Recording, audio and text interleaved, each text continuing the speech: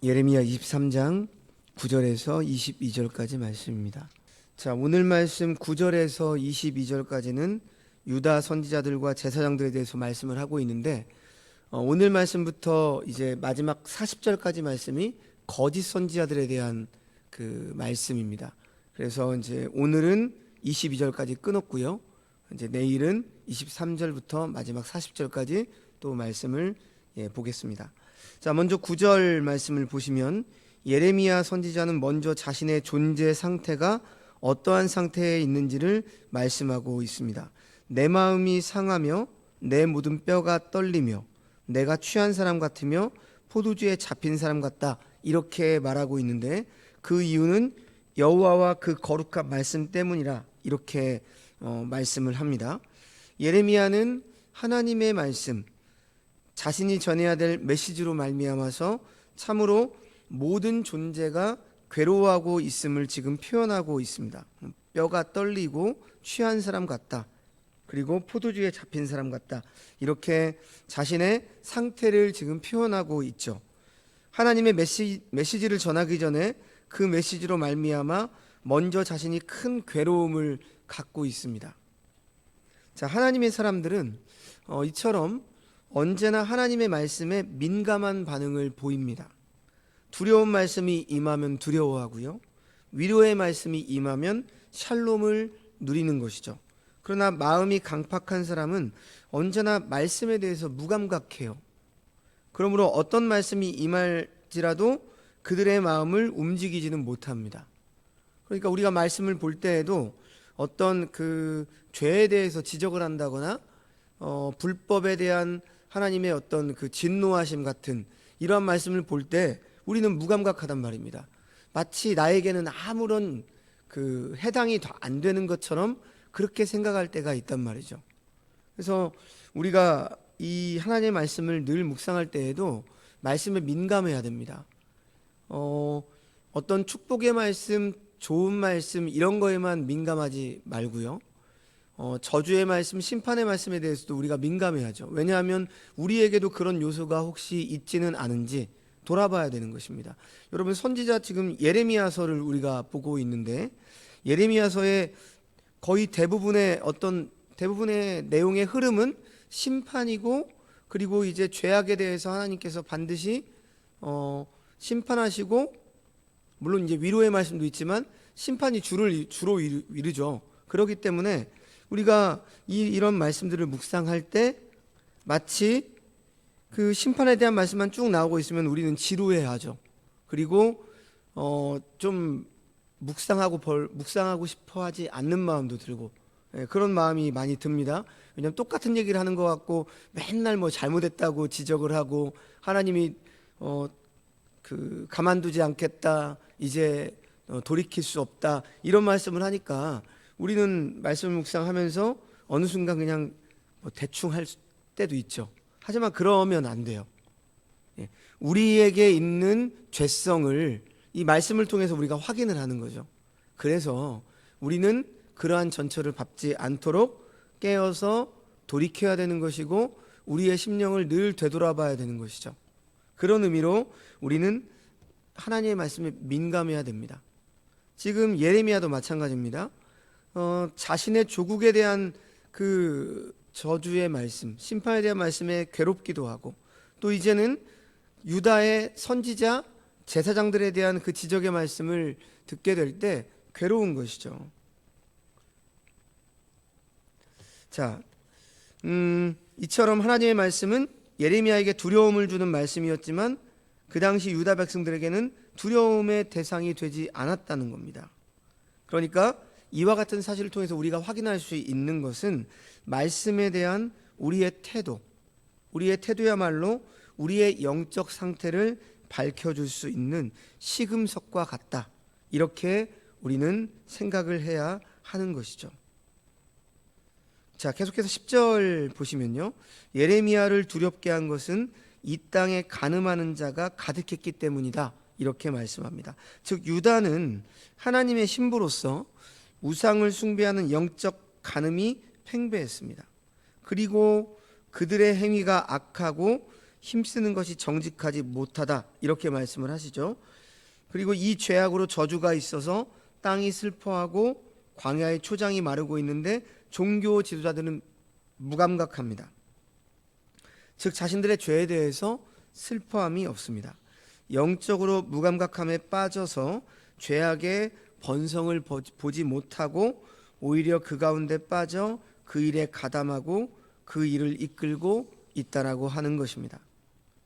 그런데 11절을 보시면 선지자와 제사장이 다 사악하다 이렇게 선언을 합니다. 그러니까 선지자뿐만이 아니라 제사장까지도 다 악하다. 내가 내 집에서도 그들의 악을 발견하였노라 이렇게 말씀합니다. 지금 하나님께서 내 집이라고 부르는 성전에도 그들은 악으로 채웠음을 볼 수가 있습니다. 자, 그러면 내 집에서도 뭐뭐에서도 그러면 어떻다는 것이죠? 성전에서도 그랬는데 성전 밖에서는 어떻겠어요? 예, 두말할 나위가 없는 거죠. 그러니까 오늘날로 말하면 교회 안에서도 악을 행했다. 그럼 교회 밖은 어떻겠습니까? 두말할 나위가 없는 거죠. 그러니까 죄에 대해서 무감각한 지금 이들의 모습을 하나님께서는 고발하고 있는 거죠. 그러므로 12절은 하나님께서 그들에게 재앙을 내리시겠다 이렇게 말씀하시는데 그들의 길이 어두운 가운데 미끄러질 것이다. 즉 그들이 미끄러져 어두움에 처하게 될 것이다. 그들이 밀어냄을 당하여 그 길에 엎드러질 것이다 이렇게 말씀을 하십니다. 그리고 13절 이하의 말씀을 보면 하나님께서는 예루살렘 선지자들의 죄악을 지적하시는데요, 사마리아 선지자들과 비교해서 말씀을 하십니다. 여기서 사마리아는 북이스라엘 전체를 가리키는 표현입니다. 자, 13절에 내가 사마리아 선지자들 가운데 우매함이 있음을 보았다 이렇게 말씀하시는데 그들 이 북이스라엘의 선지자는 하나님이 아니라 지금 바알을 의지하고 예언해서 하나님의 백성들을 그릇되게 하였다 이렇게 말씀을 합니다. 그릇되다라고 하는 말은 길을 잃는 것, 떠돌며 방황하는 것을 의미하죠. 하나님의 백성을 바르게 인도하는 것이 아니고 오히려 방황하고 바른 길을 잃어버리게 만든다는 것입니다. 그러니까 말씀을 들으면 방황을 해요. 어떻게 해야 될지 잘 모르겠다는 거죠. 명확하지가 않다라고 하는 것입니다. 자, 사마리아 선지자들은 북이스라엘을 인도했던 사람들입니다. 그런데 이제 북왕조의 아합과 이세벨이 그 통치를 하면서 본격적으로 북왕조, 그러니까 북이스라엘에 바알이 들어와요. 그래서 북이스라엘은 심각한 종교 혼합주의에 빠지게 됩니다. 결국 BC 722년에 아시리아에게 멸망을 당하고 말죠.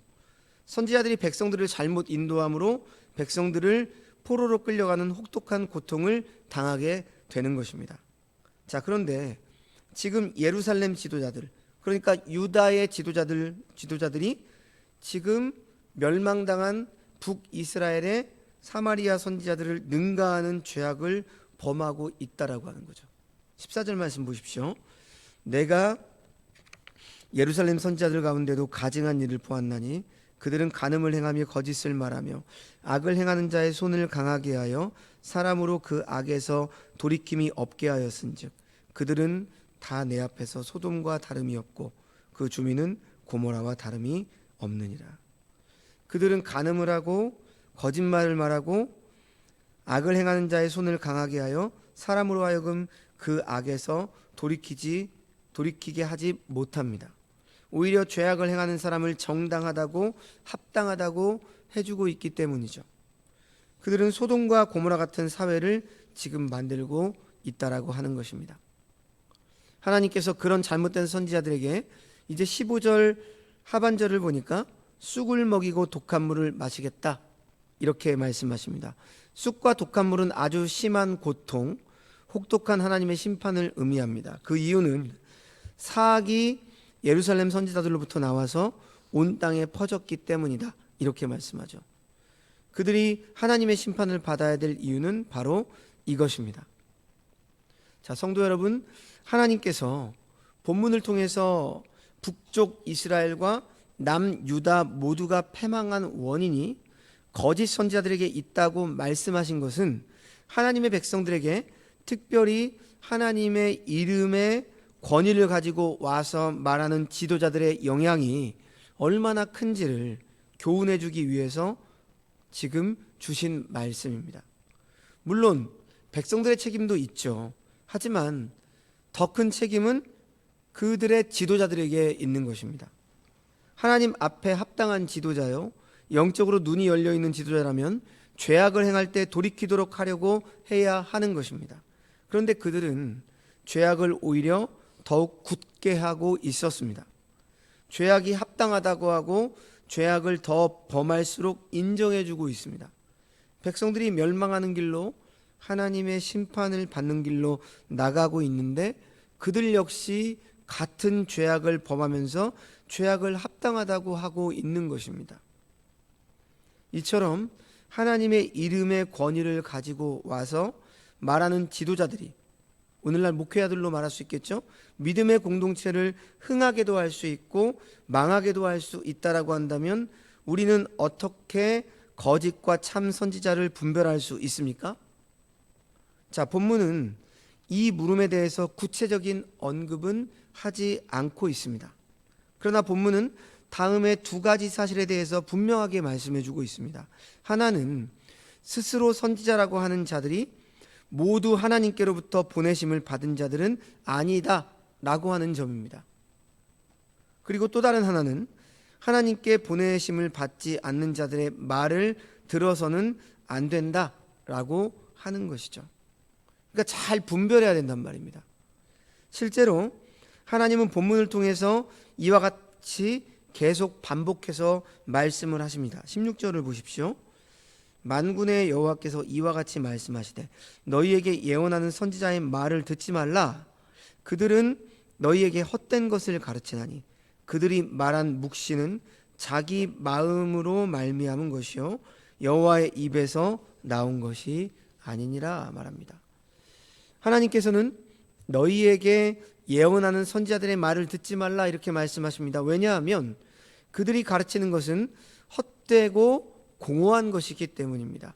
백성들에게 헛된 소망을 줍니다. 그들이 가르치는 것은 자기들의 마음에서 나오는 것이란 말이죠. 하나님의 뜻에서, 하나님이 계시하신 말씀에서 나오는 게 아니라 자기들의 마음에서 나오는데 하나님의 말씀처럼 말해요. 자기 마음에서 나오는데 하나님의 말씀을 인용합니다. 그러니까 우리가 헷갈리는 것입니다. 그런데 지금 하나님은 뭐라고 말씀하세요? 하나님의 입에서 나온 것이 아니다 이렇게 말씀합니다. 거짓 선지자들은 거짓 예언을 하는 것이죠. 거짓 예언은 하나님의 입에서 나온 말씀이 아니고 자기들의 마음에서 만들어낸 이야기란 말입니다.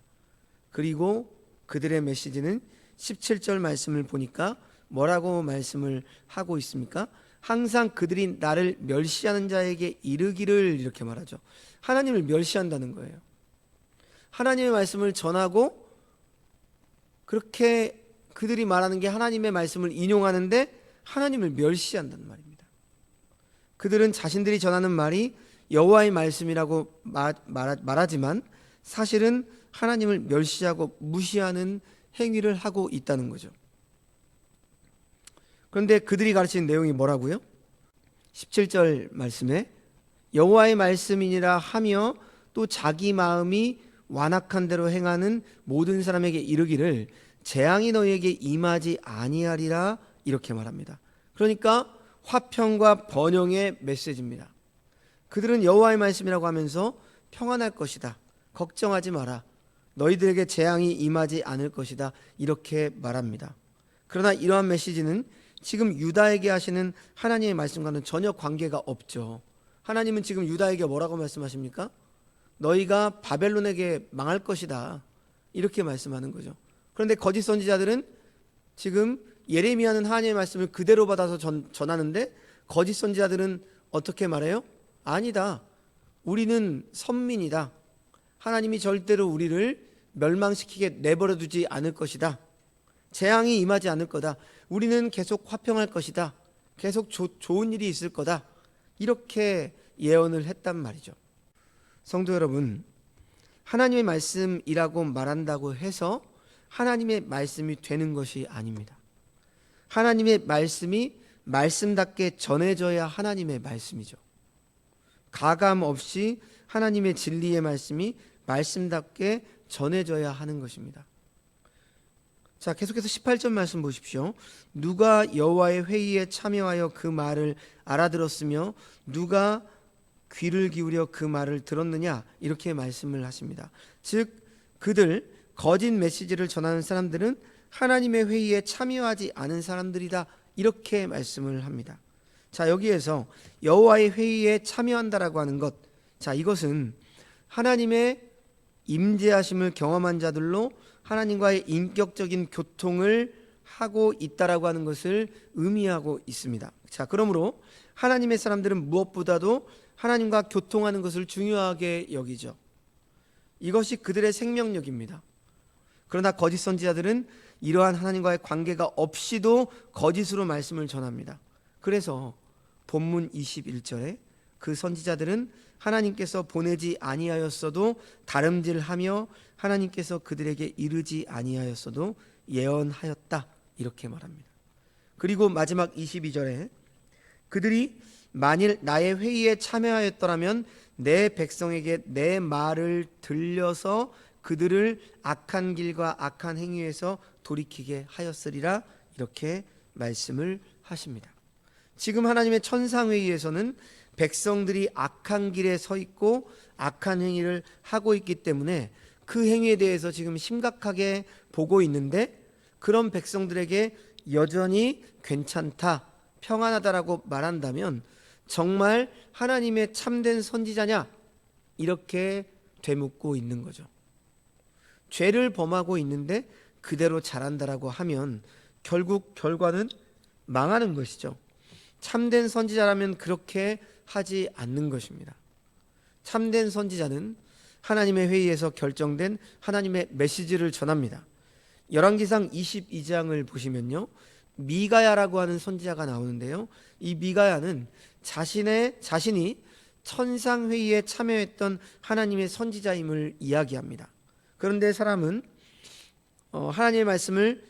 그런 사람들은 하나님의 말씀을 참되게 전하게 되어 있죠. 메시지를 전하는 데 있어서 타협을 하지 않습니다. 왜냐하면 명백한 하나님의 말씀이기 때문이죠. 그래서 하나님께서는 이어서 거짓된 선지자들에게 하나님의 진노가 발할 것이라고 말씀을 하십니다. 노여움이 폭풍과 회오리 바람처럼 19절 말씀에 그들의 머리를 칠 것이다, 즉 악인의 머리를 칠 것이다 말씀하죠. 하나님께서 뜻하신 바를 행하여 이루기까지 결코 그 진노를 멈추지 않을 것이다.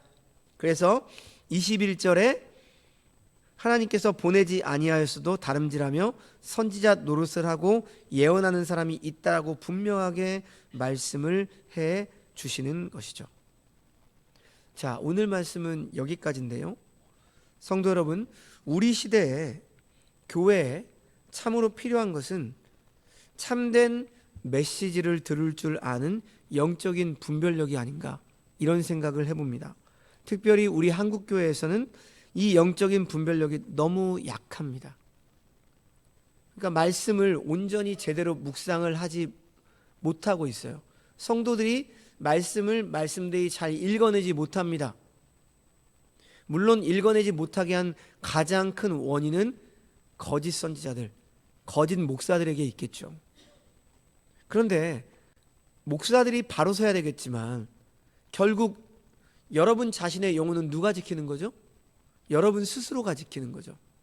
그러니까 여러분 스스로가 말씀에 대해서 온전히 이해하고 생각하고 그 뜻을 분별할 수 있는 능력을 길러내야 됩니다. 그래서 여러분 성경은 공부해야 돼요. 우리 교회에서 성경 공부를 하잖아요. 성경 공부 하셔야 됩니다. 주일날 목사님의 설교 말씀을 듣는 것만으로는 무언가 정립을 하기가 쉽지 않습니다. 그런데 성경 공부를 하면 하나님께서 어떤 관점으로 말씀을 하신지 하나님의 그 관점을 이해할 수 있습니다. 그래서 성경 공부를 하셔야 돼요. 반드시 하셔야 됩니다. 그래야만 말씀을 제대로 이해할 수 있어요. 여러분 스스로 본문을 읽어낼 수 있고, 아, 이 말씀이 지금 이러한 뜻이구나 라고 이해할 수가 있습니다. 왜? 하나님의 의도를 이해하기 시작하면 말씀이 보이는 거예요.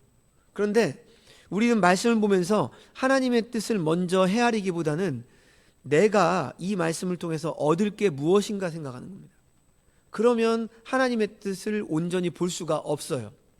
하나님께서는 자기 백성들을 사랑하시지만 범죄할 때 심판하시는 하나님, 이것을 우리는 잘 이해를 못하는 겁니다.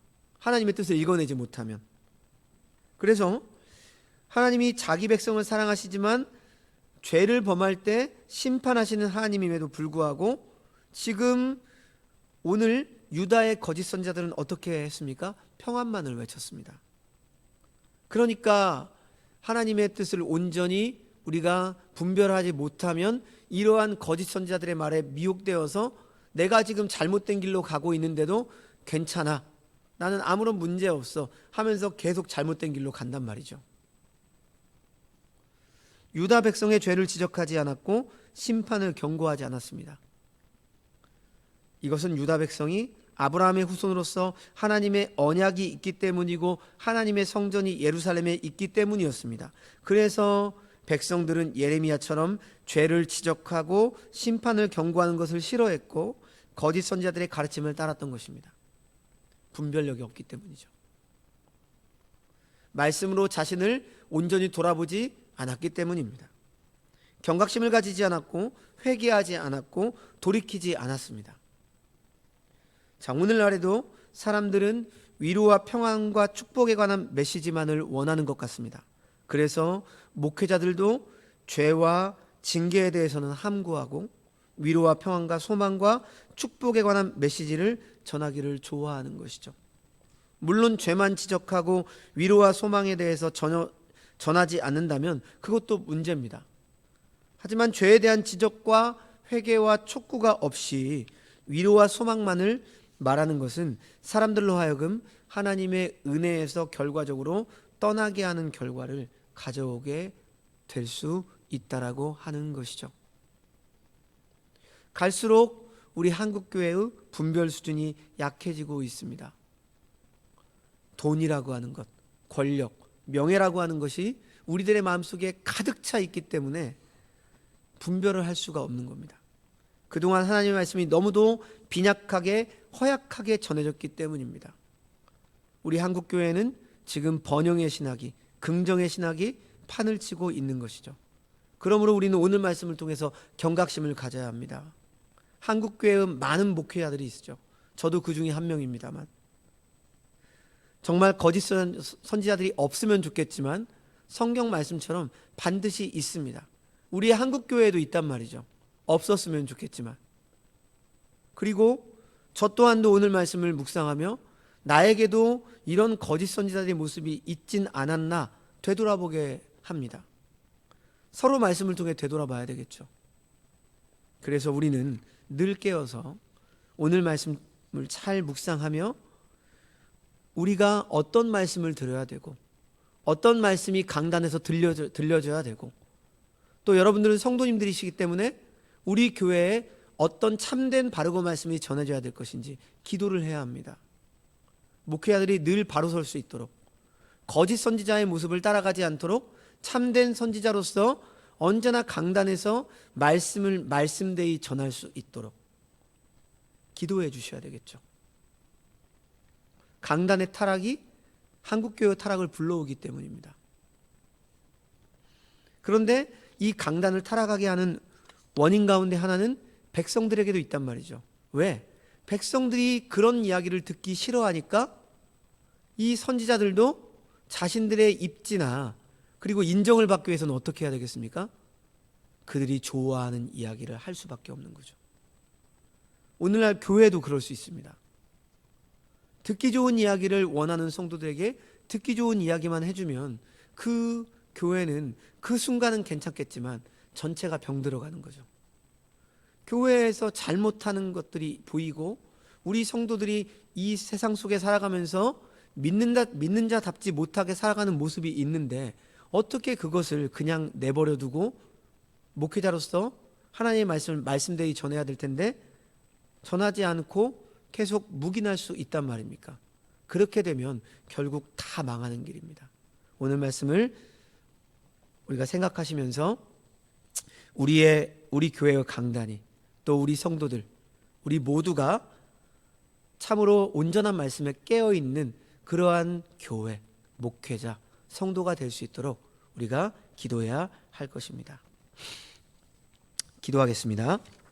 하나님 아버지, 오늘 말씀을 통해서 유다 나라의 거짓 선지자들과 거짓 제사장들이 판을 치고 있다라고 말씀하시면서 그들의 결말에 대해서 이제 말씀을 하십니다. 오늘 말씀을 통해서 우리가 이 거짓된 것들을 잘 분별해낼 수 있기를 원합니다. 그래서 하나님의 뜻이 무엇인지 참으로 온전히 헤아리고 묵상하여 우리의 잘못된 것들이 있다면 즉시 교정하고 돌이키는 자들이 되게 하여 주시옵소서. 언제나 우리는 우리를 옹호하고 우리를 세워주는 달콤한 메시지에 빠져있는 경우가 많이 있습니다. 그러다 보면 우리의 잘못을 온전히 헤아리지 못하고 돌이키지 않는 그러한 죄악들을 계속 범할 수 있습니다. 그러면서도 우리는 계속 평안하고 아무런 일이 없는 것처럼 그렇게 살아갈 수 있습니다. 그러나 오늘 말씀을 통해서 이러한 거짓된 메시지, 잘못된 메시지에서 우리가 돌이키게 하시고 온전한 하나님의 말씀을 우리가 깨달아서 그 말씀대로 우리의 삶을 돌아보고 고칠 부분, 돌이켜야 될 부분, 회개해야 될 부분은 회개하게 하시고 그래서 늘 하나님의 뜻을 온전히 헤아리고 그 뜻대로 행하며 살아가는 주의 백성들이 다 되게 하여 주시옵소서. 모든 말씀 예수님의 이름으로 기도합니다. 아멘.